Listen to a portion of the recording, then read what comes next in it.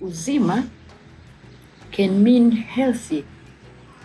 It can mean vitality. It can mean energy. Uzima, it's like being alive. It's a place where we want to stimulate nourishment in different generations.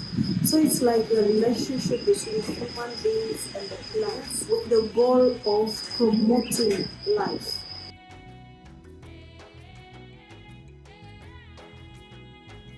And we hope one day it will not be only a Swahili name, it will be international.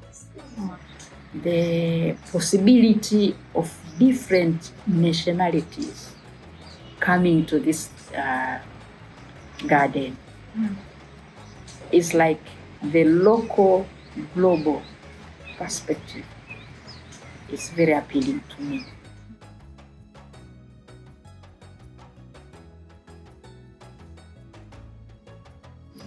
So Tibalisha is it's a program that intends to get the patients and their relatives where possible to an environment which is away from the hospital settings, to refresh the patients in a way that is not completely medical.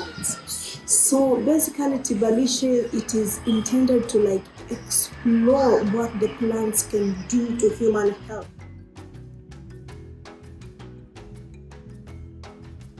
It's an opportunity to give education to patients and relatives, and also to explore the potential benefits of being surrounded by plants, of looking into what plants can provide to us. And also we have the privilege to work with the community around our hospital. We also have the privilege to talk to the patients, relatives, and families.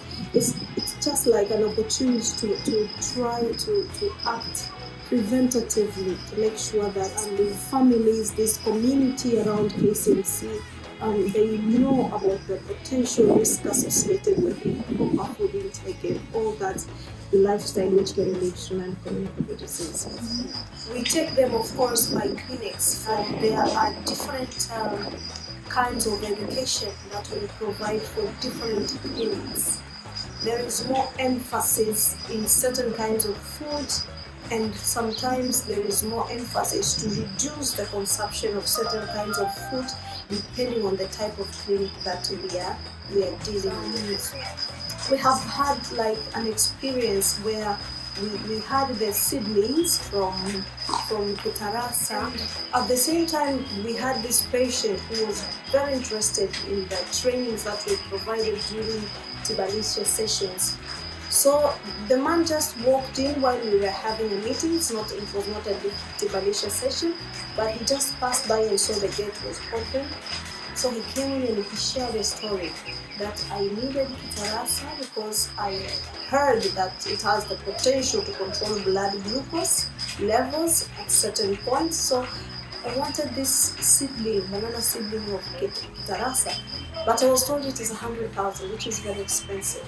So we happened to have that seedling, so we provided the man with that and he was very surprised, he was very happy, he felt very comfortable, very at home.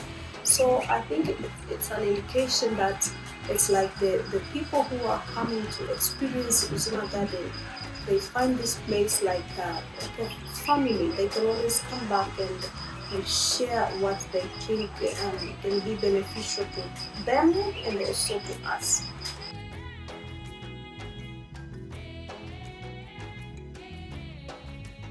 It's an opportunity where we were able to also discuss about home gardening, how they can use a very small space around the home environment to grow different kinds of vegetables.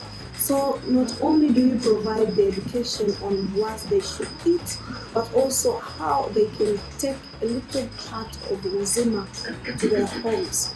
So because that now the garden is under construction, and we have a space secured specifically for Uzima, so it's we are going to have an opportunity to demonstrate how this kind of vegetable planting can be used at home. Because we know plants can be very healthy, but they should be taken with guidance. What is the amount of this particular plant, for example, do you use for tea? What is the time of harvest of these particular leaves? What is the age of this plant when this particular fruit was picked? So there are these very important information in the background that can really help to push forward information that is correct, that is safe for anybody who is using plants or is exploring plants.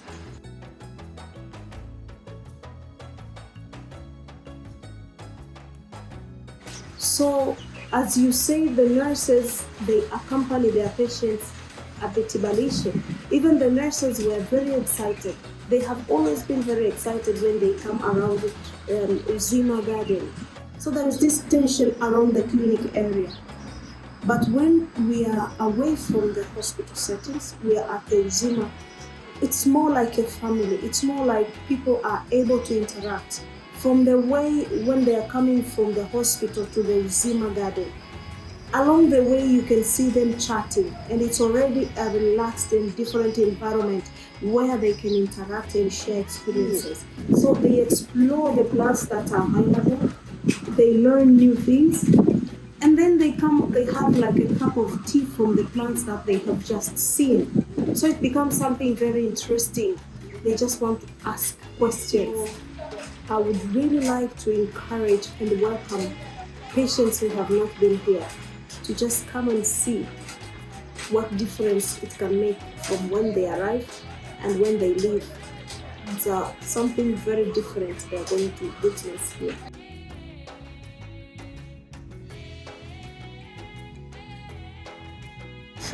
I think what the garden can give is the space, the time, and the framework. And how you use that framework, how you manage it, how you arrange and organize for a certain discourse or for a certain story or a certain narrative, it all depends. Yeah. So I expect the garden as a garden to give that framework for the nature study, a window for discourse with nature, and sometimes even narratives. The discourse for the Uzima Garden is the discourse for unveiling ecological blindness or ecological amnesia.